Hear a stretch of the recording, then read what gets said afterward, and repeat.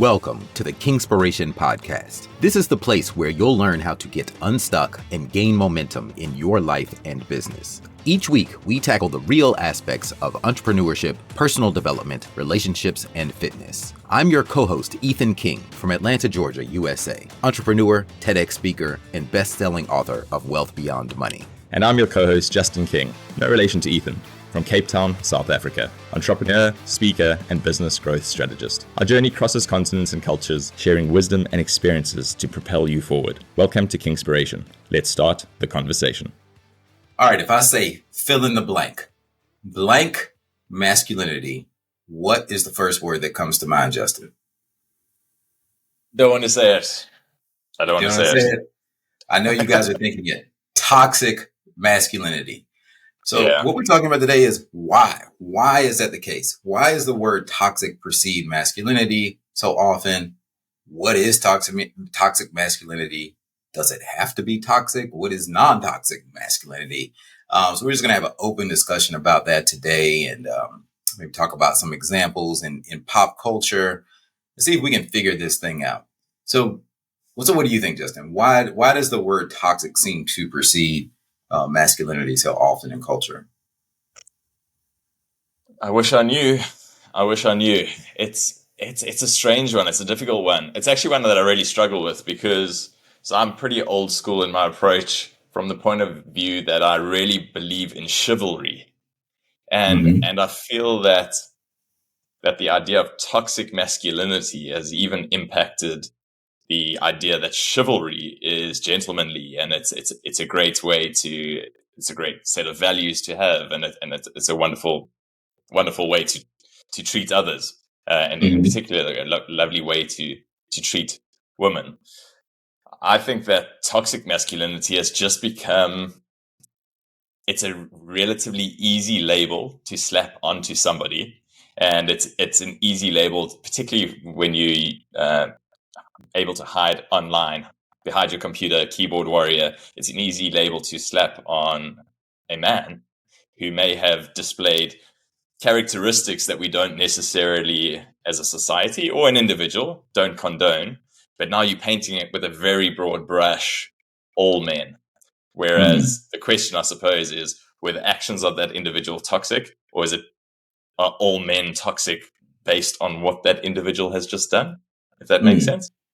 Well, I want to kind of zero in on something you said there, chivalry. When it comes to chivalry, where does that play into the whole masculine, femininity movement, right? Because, okay, I'll give an example, and I'll be the bad guy here, I guess, for a minute, right? Chivalry, I believe in it. It's great. Open doors. Let's say you and your wife, you and your girlfriend are walking to the car. Do you open her, and you're driving, and do you open the passenger door for her? I just see that as like a basic sign of chivalry when it comes to being a man. But I don't do it. Like, first of all, our car, it just automatically unlocks the door. So you get in and I get in, and then we drive off. That's my personal belief on it. Maybe back in the day when you had to actually stick a key into a car to turn the lock and then open it, it was a different thing. But now it's unlocked. So get in, especially when we hear day in, day out, about men and women, equal rights. Well, if we're going to be equal, we can both just get in the car the same way, right? So I know it's a very minor example. And if you're throwing darts and tomatoes at me virtually right now, listening to this, I'm all for it. But what are your thoughts on that?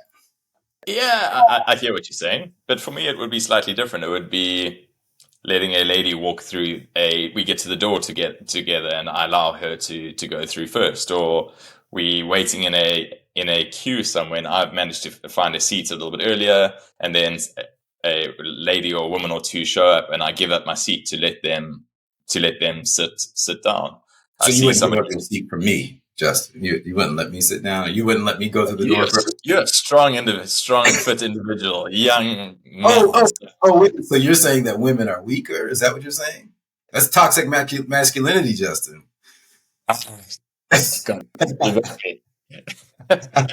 You know what I mean. So No, I know it.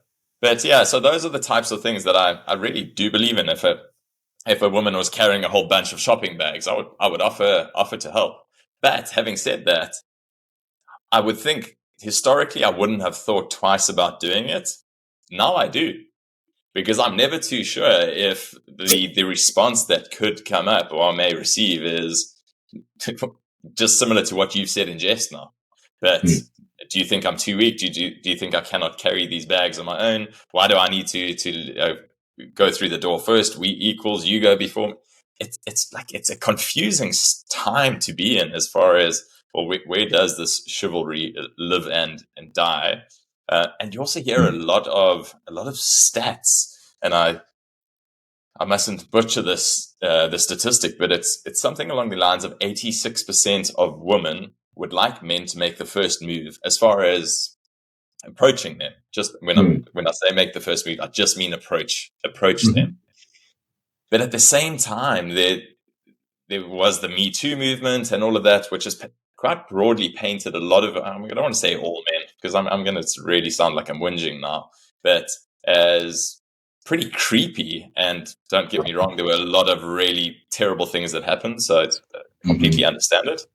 But it puts men in a strange space and puts women actually in quite a difficult space. 86% of women would like men to make the first move, but now men are very unsure around how to do it. Is it going to be received well? Am I Am, is this toxic masculinity if I'm making the first move? So it's just a confusing topic all around. am I being a creep if I make the first move? Yeah, That's expected. So where's the? It's a fine line there. That's interesting. Um, yeah, yeah, I don't know. I've been married 20 years. I don't really have to think about that one as much. Well, I guess no, now you have apps too, right? So maybe that's why people are more comfortable in the dating space communicating on apps first before there's an in-person interaction. If I'm right about that. yeah, I think that's fair, and I think it's one of the reasons that Bumble has done so well. Bumble, the dating app that requires which is quite interesting. It requires the woman to actually make the first move, Mm, which is very interesting. But it just gives them a feeling of, I suppose, safety, a little bit more control, which yeah, I do understand.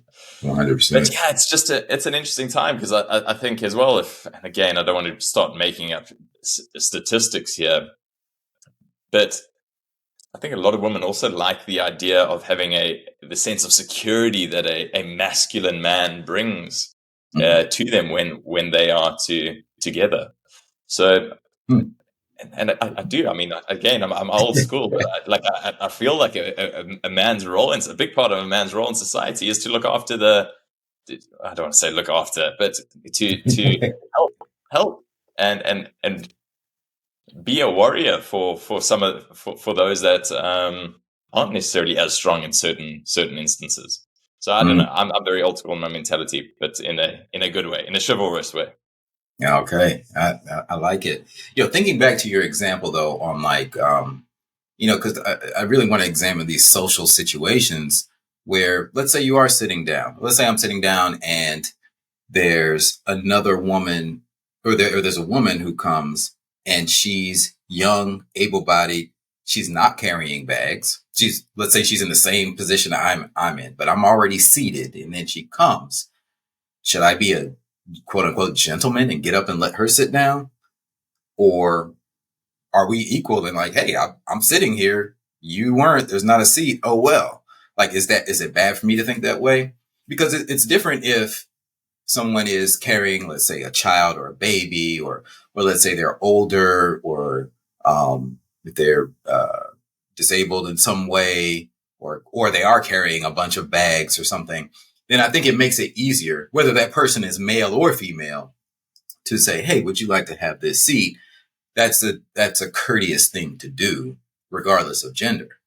But all things being equal, if that person is as young and fit and vibrant as you are, and you're just seated first, do you still concede your seat to that person? Make the offer. That's the way. That's honestly the way I see it. Like make the offer. Why not? It doesn't make you a bad person if you don't. So and it shouldn't make you uh, toxic if you do, because this is where my mind is now spinning. So you kind of positioning the question as if you don't, so if you don't, does that make you like not such a good person because you haven't offered it? And on the other side, people are saying, well, if you do, is that because you feel that person's weak and they can't manage to stand for 10 minutes on their own two legs, and now that's displaying toxic masculinity? And this is where this thing just becomes it spins out of control. But yeah, in my mind, I live my life by a certain set of values, and in that instance, could also be somebody who's elderly, and that's male or a man or woman. Woman. Mhm. If somebody came up, I would offer them my seat, and probably 9 out of 10 times, I'm definitely going to offer a lady, a woman, the seat that I'm on, or I'm going to offer, or let them go through the door first, or I'm going to offer to help them carry their bags. It's just it's the way I'm wired, and Well, if she's hot, then that can be your approach too of not being creepy and. we're gonna have to edit that part out.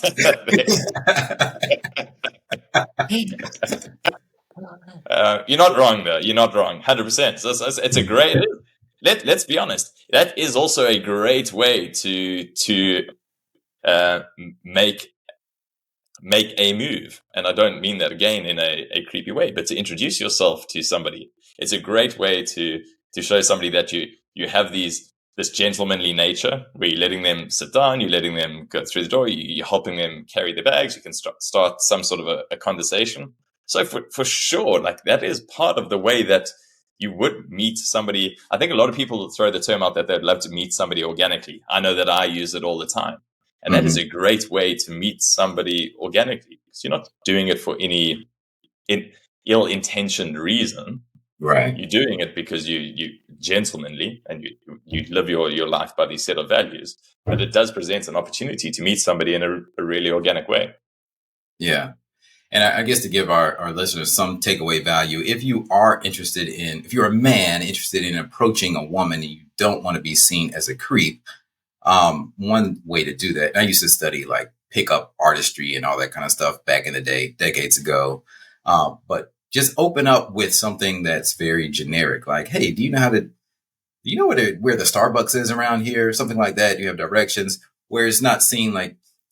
That's very different from if you just walk up and say, "Oh my God, you're so beautiful and so hot." That's just going to make her feel weird, and that throws off the whole thing. But if you just open up with a general conversation about something in the surroundings, and then you all just end up really talking and having a conversation, then that's a better segue into getting to know a person. And read the signs, read the signals. If Right. the person's not engaging in some form of conversation, don't force it. And I think Right. that's where yeah, people can then become the irritation. But don't force it. Read the signs Yeah. and take it from there. I guess to give our users, I mean, our listeners some takeaway value, back to the whole masculinity thing, like what do you do with this information? My thoughts are just be nice. Just be a nice person. And then regardless of gender, just be nice, be courteous. Um, and the world will be a better place. And that also means if someone's nice to you, don't take it the wrong way. If you're a woman and a man opens the door for you, don't get upset and think, oh, well, why are you opening the door for me? Or do you think you're better than me because I'm a female? You think I'm weak? I can't do it myself? No, just say thank you and keep it Yeah. going. There's a quote that I love, and again, I might get it, I might not nail it, but it's better to be a warrior in a garden than a gardener in a war. It's better to be Ooh, a warrior in a garden than a gardener in a war. yeah, And for me right now, I'm viewing the warrior as being relatively masculine and still living my life by those certain values. And I would rather be that warrior in life now than be I'm going to call it a timid gardener in a war.